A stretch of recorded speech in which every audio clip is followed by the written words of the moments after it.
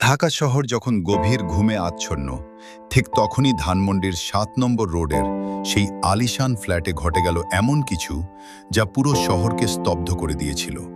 বাইরে বৃষ্টি পড়ছিল ঝমঝমিয়ে, আর ভেতরে ভেতরে পড়েছিল এক তরুণীর নিথর দেহ।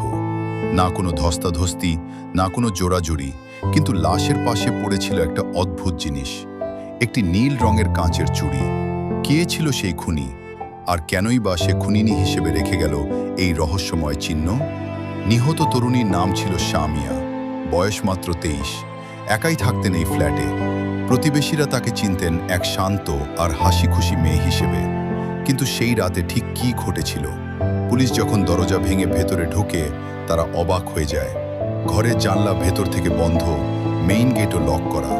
তার মানে খুনি কি ঘরের ভেতরেই ছিল, নাকি সে বাতাস হয়ে মিলিয়ে গেল?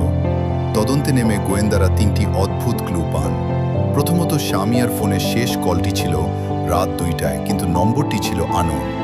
দ্বিতীয়ত, সিসিটিভি ফুটেজে দেখা যায় এক রহস্যময় ছায়ামূর্তিকে, যে লিফট ব্যবহার না করে সিঁড়ি দিয়ে নেমে যাচ্ছে, যার মুখ ঢাকা ছিল রেইনকোট দিয়ে।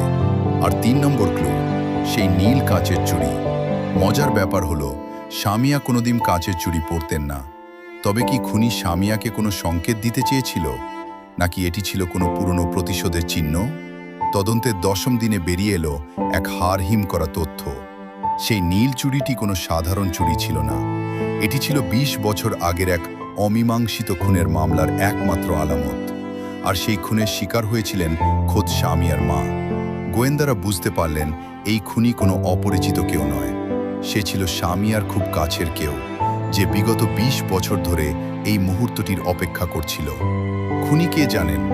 সে ছিল শামিয়ার সেই রেইনকোট পরা ছায়ামূর্তি, যে আসলে শামিয়ার নিজের পালক বাবা।